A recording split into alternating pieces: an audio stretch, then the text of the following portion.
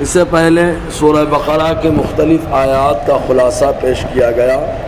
ابھی اپنے سامنے جو آیت کریمہ ہے یہ کب نازل ہوئی، کیا بیک گراؤنڈ بنتا ہے، اس سے پہلے ایک شریعت اسلامیہ کا ایک قانون ہے کہ اگر کسی چیز کے بارے میں اختلاف ہو جائے، کوئی آدمی اگر دعویٰ کرے کہ یہ چیز میری ہے اور کوئی آدمی اس کا انکار کرے تمہاری نہیں ہے، تب ایسی صورت میں حضور صلی اللہ علیہ وسلم نے جو قانون بتایا وہ یہ کہ آقا فرماتے ہیں البینۃ علی المدعی، گواہ وہ پیش کرے جو دعویٰ کرتا ہے۔ اگر دعویٰ کرنے والا شرعی گواہ نہ پیش کر سکے تب ایسی صورت میں انکار کرنے والا قسم کھاتا ہے۔ یہ شرعی اصول ہے۔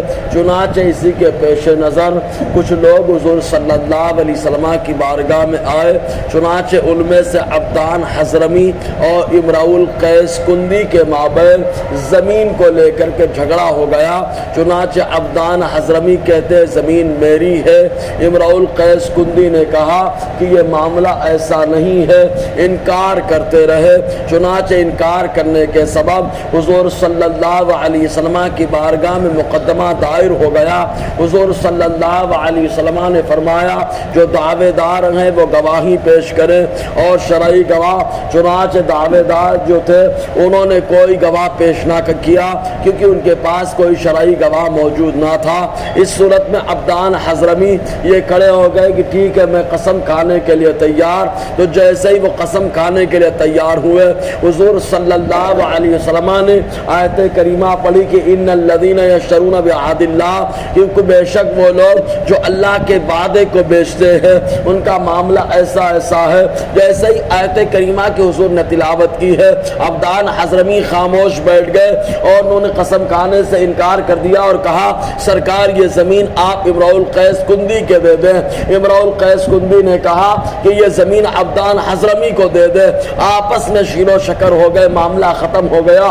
اللہ تعالیٰ نے اسی وقت آیت کریمہ نازل فرمائی اور ارشاد فرمایا وَلَا تَأْكُلُوا أَمْوَالَكُمْ بَيْنَكُمْ بِالْبَاطِلِ، اے ایمان والو تم لوگ اپنے مال کو آپس میں ناحق مت کھاؤ، یعنی جو مال اللہ تبارک و تعالیٰ نے دیا تو وہ مال ناحق نہ کھایا جائے۔ اب مال کبھی کبھی آدمی جو ہے عام طور سے زمین وغیرہ کا معاملہ یا کوئی اور معاملہ رہتا ہے تو آدمی دعویٰ کر دیتا ہے۔ چنانچہ اس سلسلے میں آقا علیہ السلام نے فرمایا کہ جس نے کسی کے ناحق زمین کو کھا لیا، ایک بالشت اگر کھایا تو اس کے گلے میں جو ہے جہنم کا طوق ڈالا جائے گا۔ اسی طریقے سے اور بہت ساری وعیدیں حضور صلی اللہ علیہ وسلم نے بیان فرمائی۔ چنانچہ حضور فرماتے ناحق تم اپنے مال کو آپس میں مت کھاؤ۔ اب یہاں پر ایک بات قابل غور ہے، کبھی مال بذات خود حرام ہوتا ہے جس کو حرام لعینہ یا حرام بعینہ کہا جاتا ہے، اور کبھی کبھی مال جو ہوتا ہے کسی وجہ سے حرام ہو جاتا ہے اس کو حرام لغیرہ کہا جاتا ہے۔ چنانچہ حلال اور حرام کی پہچان کے لیے علامہ اسماعیل حقی علیہ رحمۃ اللہ نے تفسیر روح البیان کے اندر اور مفتی احمد یار خان نعیمی نے تفسیر نعیمی کے اندر یہ کچھ قاعدے بیان فرمائے کہ جو بھی مال ہوتے وہ تین طریقے سے ہوتے ہیں، یا تو معدنیات میں ہوتا ہے اور نہ نباتات اور حیوانات میں ہوتا ہے۔ معدنیات جو زمین سے نکلتا ہے، چنانچہ جو بھی زمین سے پیدا ہوتا ہے اس سلسلے میں ضابطہ یہ ہے کہ اگر آدمی کو وہ نقصان نہ پہنچائے اور اس کے کھانے سے کوئی نشہ بھی نہ ہو اور دوسرے کی پراپرٹی میں بھی نہ ہو، تب ایسی صورت میں معدنیات کا استعمال کرنا بذات خود حلال ہو جاتا ہے۔ اور رہا نباتات کا معاملہ تو وہاں پر یہ کہ ضرر رسانے صحت نہ ہو، صحت کو تکلیف نہ پہنچائے اور نشہ نہ دے تو بذات خود وہ حلال ہوتا ہے۔ اسی طریقے سے جانوروں کے اندر جو اس کے نوکیلے دانت ہو اور وہ شکار کرتا وہ حرام ہوتا ہے، بقیہ حلال ہونے کی صورت ہوتی ہے۔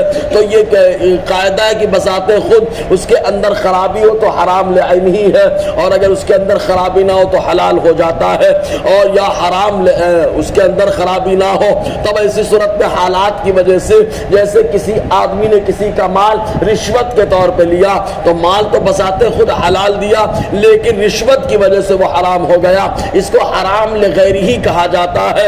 ایسے ہی بہت ساری صورتیں ہوتی ہیں، سود کے طور پر لینا حرام لعینی ہوتا ہے، کسی کا جبراً مال چھین لینا حرام لغیرہ ہی ہوتا ہے۔ بہرکیف تو اللہ تبارک و تعالیٰ فرماتا ہے وَلَا تَأْكُلُوا أَمْوَالَكُمْ بَيْنَكُمْ بِالْبَاطِلِ، اور تم لوگ نہ کھاؤ اپنے مال کو آپس میں ناحق۔ باطل کہا اللہ تعالیٰ نے اس لیے کہ ناجائز اور ناحق جو ہوتا ہے وہ مٹنے والا ہوتا ہے، اور باطل کا معنی ہی ہے مٹنا، تو ناجائز جو بھی ہوتا ہے وہ ہمیشہ مٹ جاتا ہے۔ وَتُدْلُوا بِهَا إِلَى الْحُكَّامِ، اور حکام کے پاس مت لے جاؤ لِتَأْكُلُوا فَرِيقًا مِّنْ أَمْوَالِ النَّاسِ بِالْإِثْمِ، تاکہ تم کھاؤ تو اپنے لوگوں کے مالوں میں سے کچھ حصہ گناہ کے طور پر، وَأَنْتُمْ تَعْلَمُونَ، جبکہ تم جانتے ہو کہ معاملہ کیا ہے۔ تو حکام کے پاس لے جانا یا رشوت دینا یا اس کے علاوہ اور بہت ساری صورتیں ہوتی ہیں، تو انسان جب کرتا ہے تو بہرحال حرام کا حکم لگ جاتا ہے۔ بہرکیف انشاءاللہ اور آگے گفتگو رہے گی۔ اللہ تعالی ہم سب کو فیضان قرآن، برکات قرآن سے مالا مال فرمائے۔